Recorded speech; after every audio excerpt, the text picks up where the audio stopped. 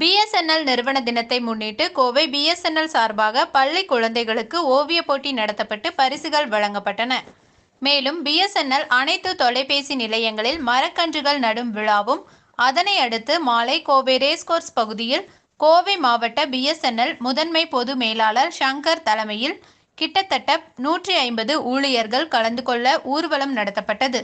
இதனை கோவை மாவட்ட மக்கள் தொடர்பு அதிகாரி காவேட்டி ரங்கன் தெரிவித்தார்.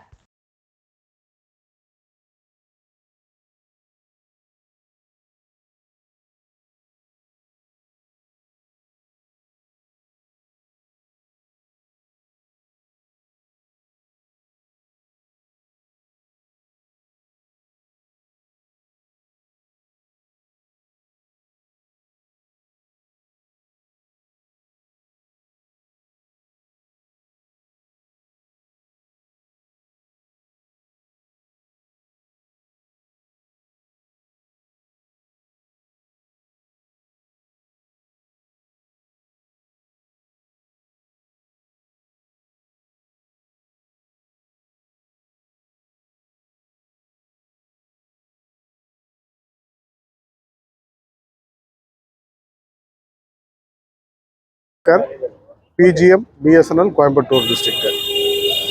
இந்த ரேலி எதுக்காக நாங்கள் செலிப்ரேட் பண்ணுறோம்னா, பிஎஸ்என்எல் என்ற டிபார்ட்மெண்ட் உருவாகி 25 வருட காலம் ஆகிறது.